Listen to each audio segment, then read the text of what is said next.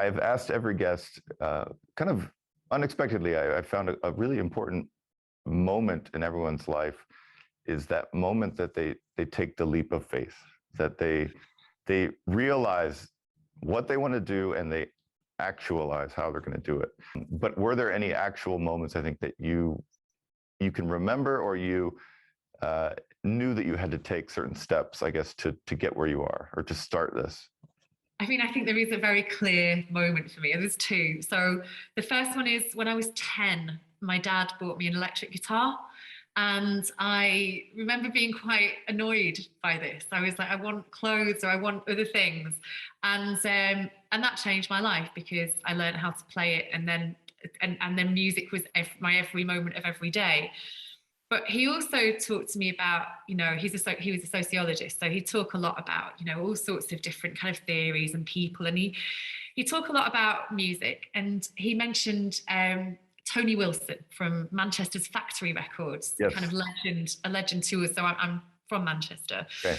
And he said, there's a saying a quote that Tony Wilson said, which is, you can either make money, make history, or make art. And I really started thinking, my dad said it to me, and I went away and I just started thinking, why am I here? It was like a really kind of like deep question for me. Yeah. Like, what do I want to achieve with this life that I have? I feel like I have the energy of someone who could have made a lot of money. I feel like I have that, I can, whatever I want to do, I feel like I can do it. But in that moment, I just sort of thought, I want to make change. I want to be able to make change for the better. I'd grown up, one of the first photographs of me is in my mum's arms on a anti-nuclear protest. I've been brought up in a very kind of, leftist, radical family. And I felt like I really want to continue this, and I want to be able to in some way make a positive mark on the world and make some change. Okay. So I think that was my moment. And I think it's then what you do with that is the kind of, how, if you're thinking, how do I do this?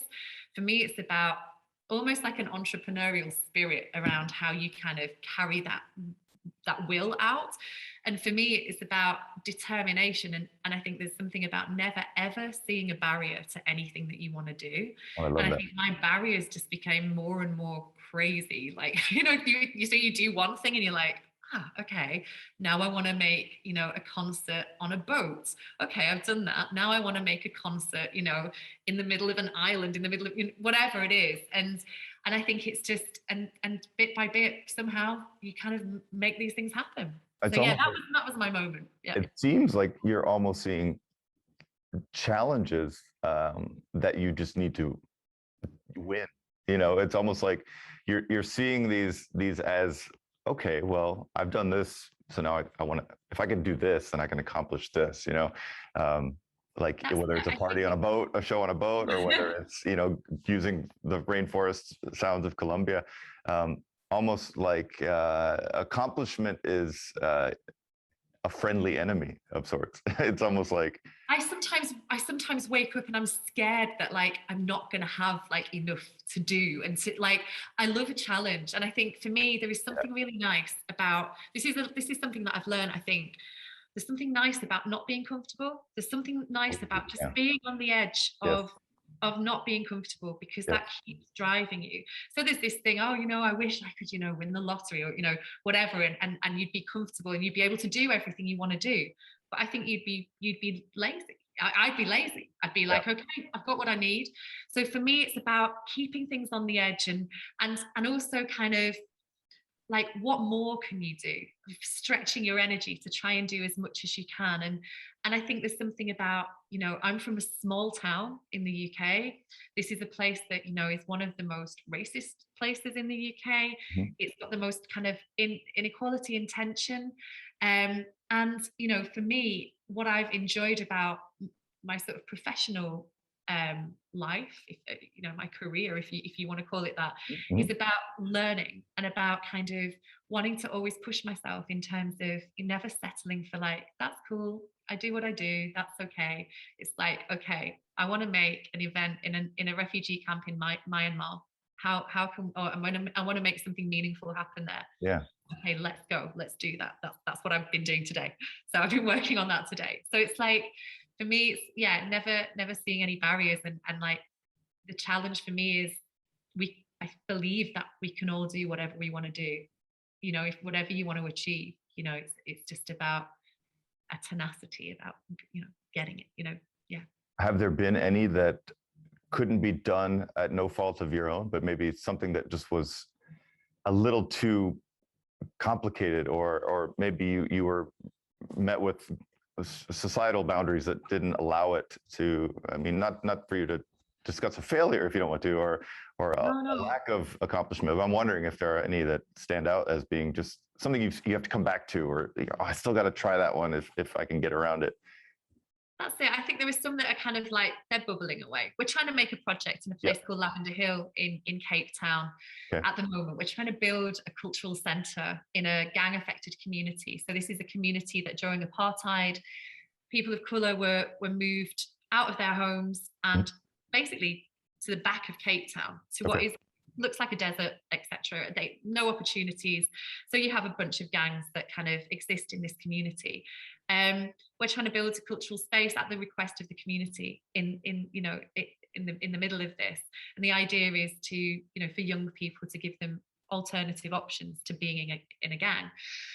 That's been tricky. It's been tricky. When we went there, they had to have a ceasefire while we were present in the community. Wow. It's the place where there are frequent murders. It's the place where there is conflict. So to have a collective space, the space is being built in the center of the community where the 4 gang leaders meet in a neutral space. So we're expanding that out and creating a music center, et cetera, in this space. So that's been fraught with challenges in terms of having permission from the city council to build the space, which we actually got after 3.5 years. We got that about 2 months ago. Oh, fantastic. So that, in a sense, that shows, like, for me, there's never an end point. If we don't achieve it, we just carry on until we do. And I think it's that kind of fight and also finding a way around things. Okay, so that door closed. Where's another door that we could try? I think that's it. And I think there have been a number of projects like that where we've tried to get music equipment into a country where there's an active conflict and we just can't get it in. But bit by bit, you kind of chisel away, and eventually, I think we've made most things that we wanted to happen, and then the others are still bubbling away. We should break ground on the space in Lavender Hill in about a month and a half, where we're ready to go now. So it's going to be a fascinating project to follow. Now that I know that story, it's almost like, do you potentially amass some knowledge of, well, I dealt with this government this way, so I could use some of these tools on one of the next problems I have. I mean, you kind of create a roadmap or a schematic for maybe pulling these things off time and time again. So much. I mean, for me, I started on this journey. I've been involved in places of war for 18 years. So I started this journey when I was just like 24, I think. And so for me, like, this has been a kind of a real, everything that has happened for me, I've been learning all the time. I'm not really academic. I never went to university. I now, partner with a university. I've got like an honorary, doctorate, all of that. But for me, it's where I learn the best is when I'm in the middle of it, when I'm in a community and I'm just like a sponge. For me, it's about going, okay, that dynamic happened there, that's happening there, this is happening, okay, and just and learning through being immersed in it. And for me, we have sort of principles about how we work, but in the beginning I was like, wow, this is awesome, I'm in the middle of the Congo, oh my gosh. And now it's like, we only go places we're invited. When we arrive in a community, we listen to everybody in the community. We only build projects that the community want us to build. And if we can't, we say we can't. We only, we are really try and be as honest as possible. I think you learn all of these kind of ways of working, particularly because the places we're working in, I can't imagine what it is to wake up in Medellin in Colombia, in a comuna. I can't imagine what it is to wake up in a township in Zimbabwe. This is not my reality. So how can I build a project in a place like that? So for me, it's about working with people who live and work in those communities, who have all of the knowledge, and it's about us essentially, helping them amplify their impact by giving them tools, resources, helping with funding, etc., to kind of add to the amazing work that they're doing already. How do people contact you? Like how do some of these community members find you? So interestingly, we started as a research project in the University of Manchester, and it was led by a professor, James Thompson. And he basically started out with a question, which was, do people make art when bombs are dropping on their heads? And if they do, why is art so important that at the most challenging times that you will face as a human being, you continue to make it? So that was the beginning. There was a load of research that was carried out, and through that research we became connected to a bunch of people who were essentially using theatre to make all sorts of change in their communities across the world. And through those people, we became introduced to more people and more people, and our networks have grown. So essentially, people might get in touch via the website, but generally it's the community leader that we work with in Zimbabwe will say, hey, there's this guy in Malawi that you need to connect with. And during the pandemic, it was amazing because we were able to, for the first time, twice a week, bring together all of the people that we work with, and they've got to know each other across the world. And that felt like a really valuable thing. So I think, we've got this network of 130 changemaker organizations working across lots of different types of conflict zone. And they are some of the most remarkable people I've ever met in my life. Oh, that's so fascinating. I can't imagine the tingles or the feeling of joy when it works, and it really comes through. I'm reminded of a trio, I believe, of women who started a band, right? And was it South Africa, or they're on your site on the homepage?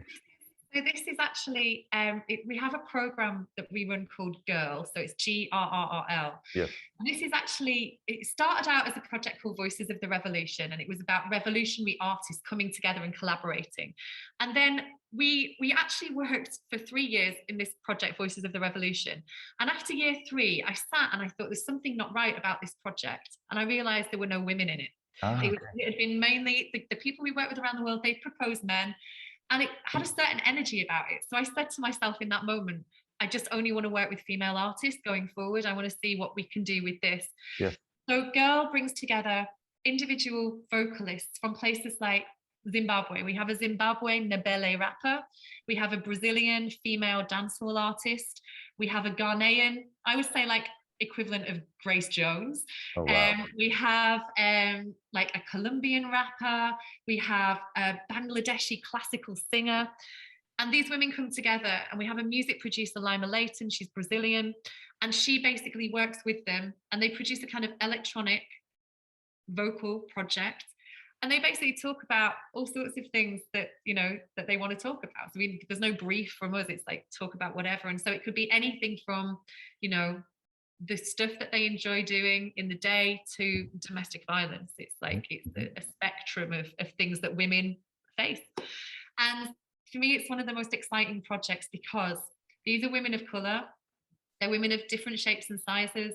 They're women of different ages. And we put them on the main stage of festivals around the world. Oh. It shouldn't be unique, but when you see it, your mind is blown because you realize that those women of women of color, and also they're women from conflict zones, you never get that opportunity. And it shows for me the kind of discrimination that exists in the world. And it's powerful. It's so powerful. I'm sure you've dealt with hurdles, maybe even getting them to places, having passports and having the access and the ability to leave. And I mean, has that been a hurdle or a struggle at times? This is the biggest challenge that we face, and you've reminded me of it because for 2 years now during the pandemic, we've not been mobilizing people. We've been doing this all remotely. Pre the pandemic, this is the biggest challenge we face. We work with people who are phenomenal artists, phenomenal musicians, and we say, okay, let's make this project. What we found bringing people to the UK for UK festivals is generally about 50% of the visas are refused for the people that we work with. I mean, we're working with people who are based in townships. Maybe they don't necessarily have bank accounts. Sometimes we have to like put the money up as a guarantee to, all of this kind of thing. So it makes it very real. And then you realize how lucky someone like I'm lucky. I can pretty much go everywhere, and it makes you feel very lucky, and what it is to be able to not be able to travel, and how restricting that is on people's lives. So that's one of the biggest hurdles that we face. Oh man, I mean, I've had trouble at certain places where I show up at UK Border Patrol, and I'm good to go, but the feelings that you're given and the stresses that they're putting on you, because they're protecting their border, but I can't imagine actually coming from places that are in conflict and do have big issues that are publicly known. So good job for getting them at least there half the time. Have you? This is just a side note. I'm reminded of Thames, artist from Africa, who's been appearing on some pretty high-profile, like not Nick Drake, the rapper.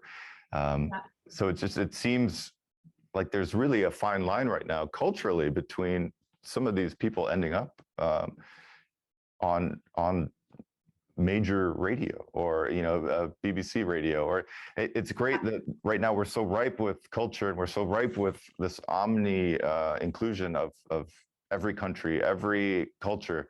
It seems like I would love to see this move even further. It's great they're playing festivals. I think it's really interesting to me because when I started in all of this, when you talked about like the idea of world music, yeah, it was a very particular sound that you might associate, and it was maybe a more traditional sound. And so, like, if you imagine, like, kind of you're in the UK, we have a festival called WOMAD, this idea of kind of very traditional music. But then I was moving around the world and I'm like, but I'm in this bar and this is like not what's happening here. This is electronic. This is South African house. This is Chinese dubstep. oh This yeah, is like, and so I sort of DJ occasionally, and the collection of music that I have it's just like, I love it. People are like, what is this? I would love to hear a lot of that. But it's a fusion of all of these different sounds. Yeah. For me, my first introduction was like Zimbabwe dance hall, then moving to South African house. I'm a big house music fan, and I'm like, this sounds like South Africa. It sounds like it's from South Africa. Yeah, Black Coffee, I think, is one of the biggest artists from there. Then there's a big umbrella. Like Nigeria, which is producing some of the biggest artists in the world commercially. So, but then you've also got these scenes, like, for example, in Uganda, there's a collective called Nege Nege Tapes. They do a festival as well. And there's some music that's like 360 BPM. It's crazy. And then you've got like a fusion of like traditional sounds with like electronic beats. For me, that's where the magic is. Like in all of this, I'm the biggest fan of collaboration. Literally, if my dream job would be to just bring people together around the world and say, okay, that you from here, like collaborate with this person, because I think that for me is where you have a conversation that hasn't happened before. You've collaborated recently with some like frogs. It's like, and this is where for me it's magical. And I think that's where real stories can be told, and that's also what pushes us forward. Because I remember when I was growing up, and you think about music scenes, there was a very defined period between the 50s and 60s, the 60s and 70s, and now it's like, oh, we've got access to everything. How do you make something new when you have so much? There's no scarcity. You have, for example, if you go in the studio, I'm sure that when there's less to work with, that's when the best things can be produced, when you're actually restricted. So where do you start when you have this world of music? So that for me is where bringing people together with different stories and different outlooks is where you can all of a sudden make some absolute magic happen. I've had conversations with, musicians from Zimbabwe, and, especially for me, I'm a very big fan of music and life in Brazil. And I feel like there's a very progressive culture there of people doing incredible things with art. And I think, there's some amazing things happening in the world that kind of counter a lot of the negative things, I guess, that we are told in the media. The world it's all doom and gloom, when actually there are some remarkable people making remarkable things happen. Doom and gloom sells, so Exactly. it gets eyes on the prize. Unfortunately, smiles and success stories don't always do. When I'm in a place, I feel the dynamism in that place. So like one of my favorite places to be would be like in Rio, in a favela, at like 4 a.m.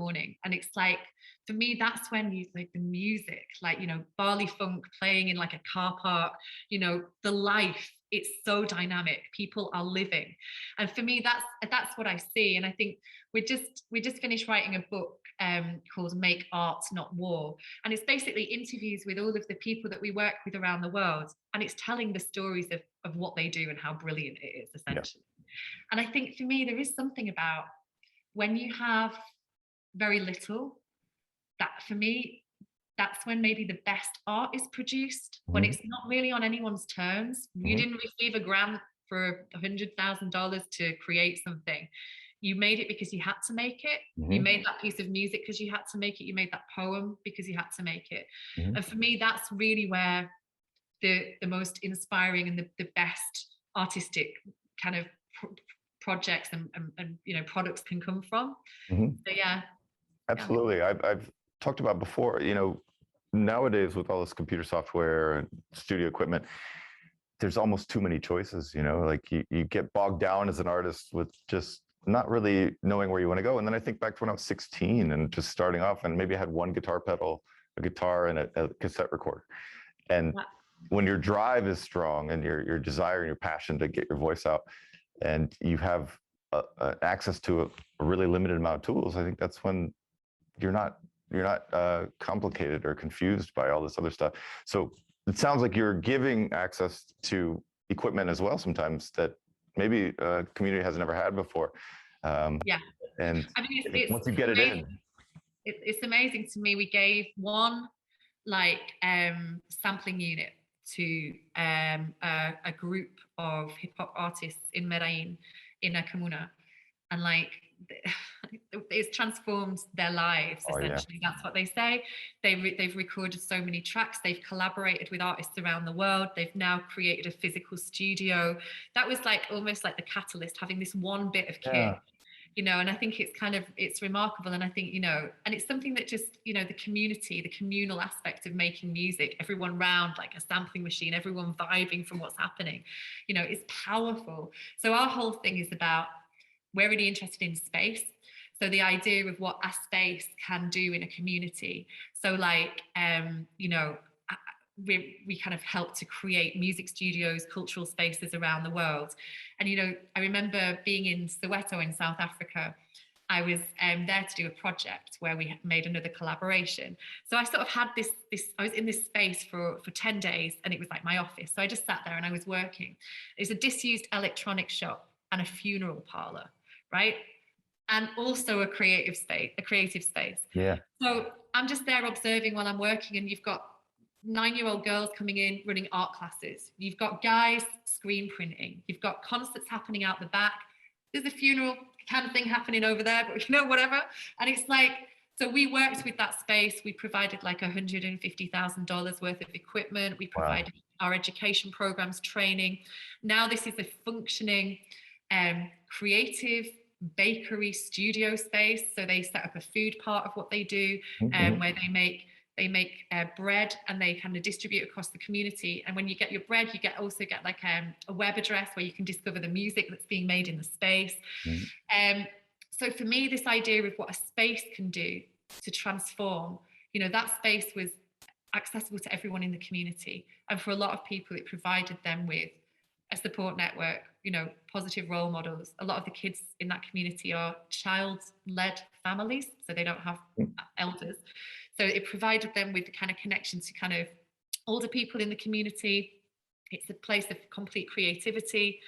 So for me, it's what just having a space can do, you know, to transform. It's so powerful. I can't imagine the opportunities that it creates that weren't there before. I can't imagine you do all this yourself. So I'm sure you have a team. And as a student watching this from the university who might want to get into a more active role in something like this, I'm sure they're wondering, you know, how could I do this? You know, where do I start? And I'm sure your team might be a good example. So who are some of the people you're working with, or some of the jobs that come up here and there that are kind of the things that help make all this happen? I mean, I think it's the thing that we've kind of evolved over time. So it's been a very organic organization. We actually have quite a small team. So there's 9 people in the team. but we work with all of these partners all over the world. So the kind of role, I guess the kind of skills that are really useful are being able to do anything. Like, I know it's not limiting it.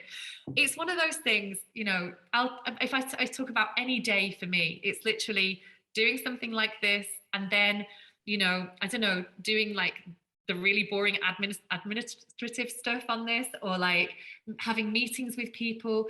There's a lot involved, and I think it's really about project management skills, essentially being able to manage people and time, and, you know, and that kind of thing. But also, again, it's that never stopping learning. And I think in our team, it's an entirely female team, and we've worked with most people for a long time now. And it's literally that thing: as we evolve, as we respond to what's needed around the world, so does our team. So we're all always learning. And we kind of sometimes will be like, wow, why did we do that like that for so long? We should be, you know, and it's always learning from the change maker network that we work with. So learning from the guys in Africa, learning from the guys in Latin America. Oh, wow, they're doing this in this amazing way. Okay, so we need to kind of incorporate this into how we work. And so to do something like this, I think it's about, again, being kind of entrepreneurial in your role, in your job. And I think that goes for a lot of jobs now. I don't think there are many jobs where you just do a thing. It's like you're gonna need to do a whole bunch of things. And I also think it's about, I guess, about, again, that kind of what is your why, what is your purpose, like what do you want to do? All of the women in our team, they want to make change. They one person that I work with, Roz was saying to me yesterday, she's like, you know, I'm full time, but I'm working 7 days a week at the moment. She's new. And she's like, I love it. You know, I'm loving it. And I think it's that passion, and also knowing and seeing the change that you're making is really powerful. I'm still here.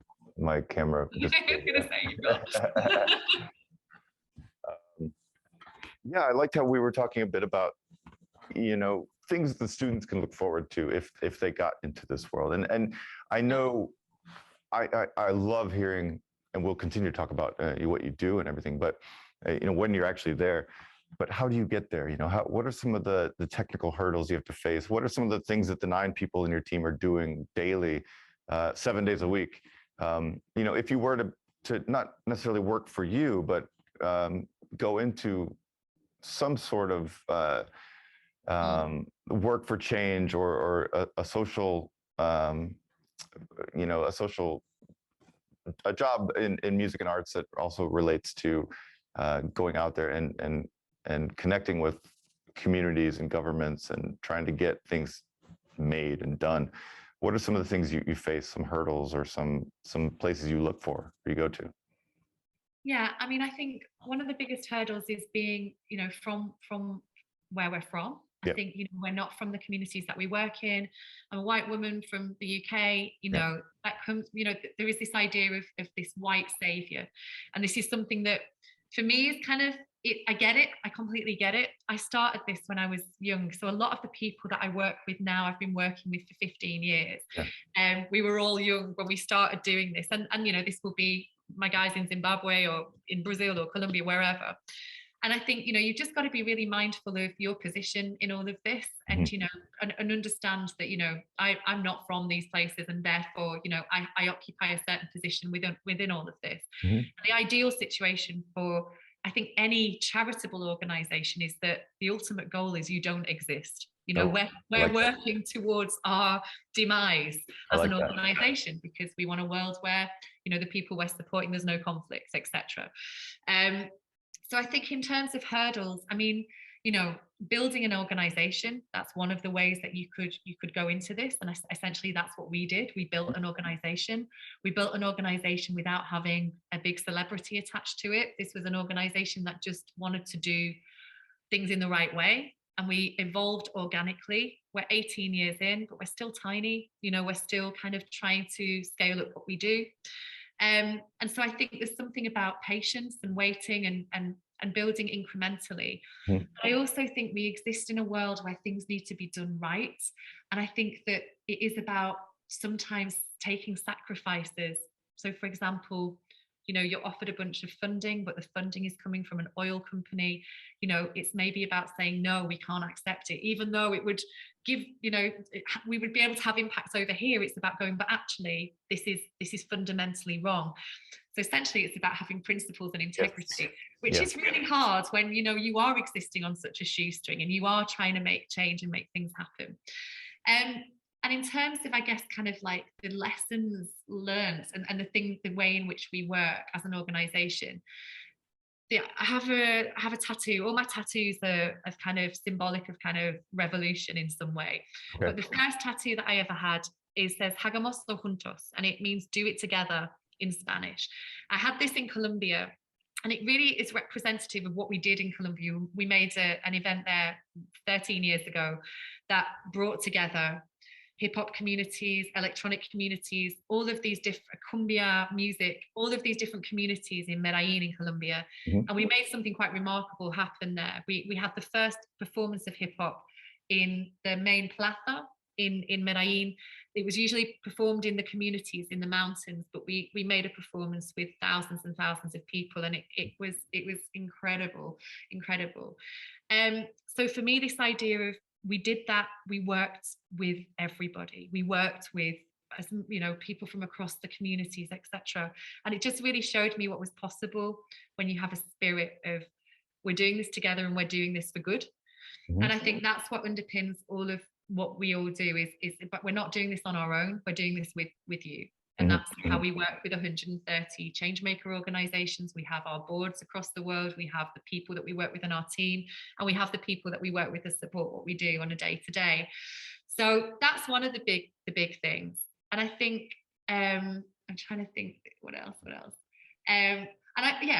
Okay. So I really like the idea of am I allowed to swear?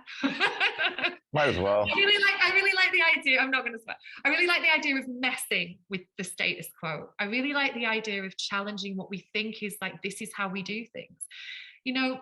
And I think along with that goes the idea of asking for forgiveness rather than asking for permission. So quite often I will go out and I just see things, and I'm always saying to myself, but why do we have to do it like that? Why do we have to queue here? Why do we have to, you know, approach things in this way?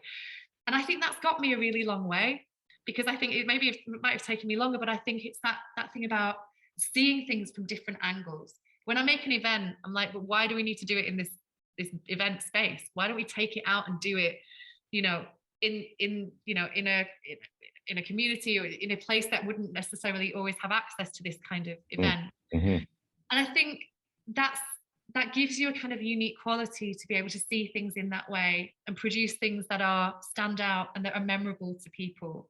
And I think for your students, I think there's an element of everything is hugely competitive, as we all know. Any job you're going to go for, there's going to be 1,000 people that apply for that job. Mm-hmm. What is it that makes you stand out?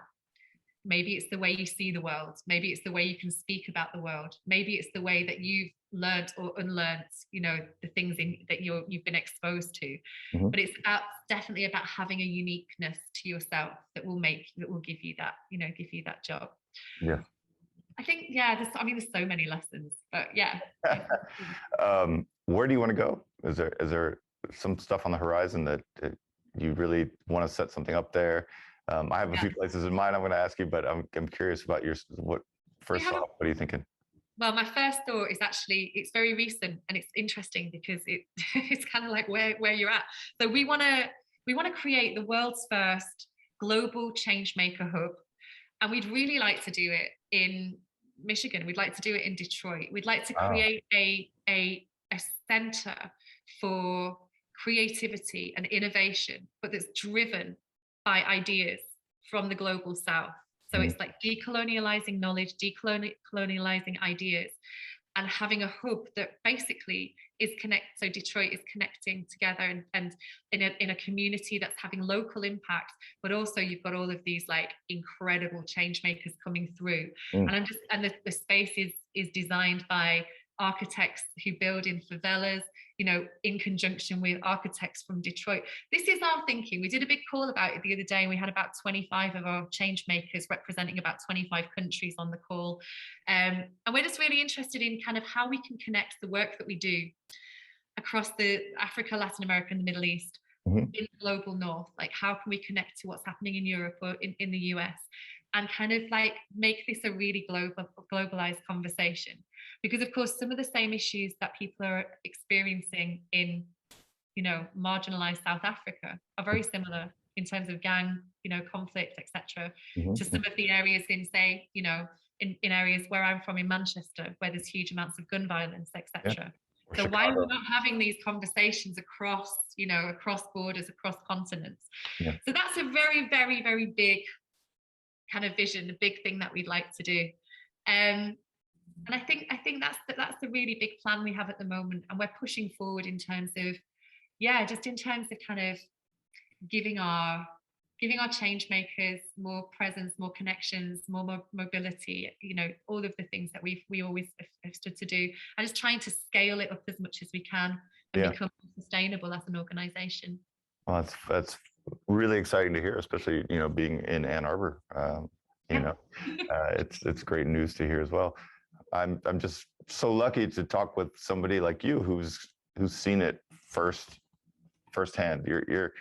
I think you're basically, and I don't want to say the wrong thing, but you're almost like a concert promoter for every country that needs it most. You're giving these people Coachella for themselves, and you're giving them such access and power and a voice. I was in Venezuela, and I went to this kid's house. He was a drummer, like a percussionist in a group called El Sistema, which is basically where people are taught instruments in kind of the poorer communities across. It started in Venezuela, and so he was playing, and he was amazing. And I said to him, like, what does this mean to you to play? And he said, for a few moments every day, I get to go somewhere else. And it was so. He was so dedicated to it that he said every day he came home from school, which was relatively safe, then he had to move across the neighborhood, and he said that in those moments that's the most dangerous it can be, and every day he risked his life to go to practice his percussion because so he could escape for those few moments. I mean, that's when I was like, oh, music is it's like so profound, it's so deeply important to all of us, Absolutely. I guess any thoughts or plans to do anything in Mexico? I'm curious if you have worked there in the past, or if you. Really interestingly, yes. So this is only of the past few weeks, where we're exploring a project, an evolution of the Girl project I talked about before in Oaxaca, working with female Oaxacan rappers and a indigenous trans orchestra. And the idea is to, in collaboration with UK female rappers, to do a project where we record a new collaboration in the mountains in Oaxaca outside, and we record a 40-piece orchestra. Wow. And working with a number of people we've not worked with before. We actually did a call just before this, and we want to then turn that music into an installation piece, working with a female Oaxacan installation artist. So that's one of the kind of collaborative things that we're working on at the moment. And I think that's what I love the most, is almost like piecing it all together like a kind of crazy international jigsaw. I just how, and then you don't know, even now in my mind, I imagine what that's going to be like and what that's going to feel like, but then it's like when you're there and you see it, it's just so magical. Oh, that's so cool. I for some reason it was coming up in my mind. So Mexico is also a very dear place to me. I've had great experiences all over the country, so it's really cool to hear that you're going to be doing something there. No, I think for me, there is something totally magical about Latin America. And I think, I only went to Mexico the first time just before the pandemic. Okay. Oh my gosh, it's so colorful and so incredibly dynamic. And when I left, I was like, I just want to go back, instantly. But for me, one of the first places I went to was Colombia, and I have this huge love for the dynamism. And, when I think of these places, I think of music and life, just life. It's life, you know. And then I come Yeah. back to a very cold north of England, and I really miss that life, I guess. Yeah. 100%. It's written on the walls. It's painted on the cinder blocks. You know, hearts are more on sleeves in places like that, you know, and more often than not, the hearts that they show are so much bigger and warmer and more profound than the ones we get at home. Yeah. So I totally get it, and I think that's what drives a lot of us to return to these places, and someone like yourself to actually help so much and to give resources for that you have access to and share them in a very seemingly understanding way. I think you've made it very clear that you know your place, and you know the importance of knowing your place, and that's very important also here in Detroit and all over.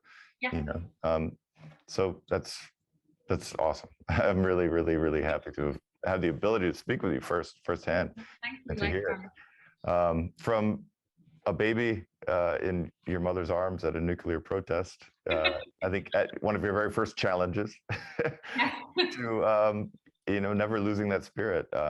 It's been a really cool thing to talk about, and thank you for sharing your time. I really appreciate it. Thank you so much for being here, and thank you so much for agreeing to make a record with a frog.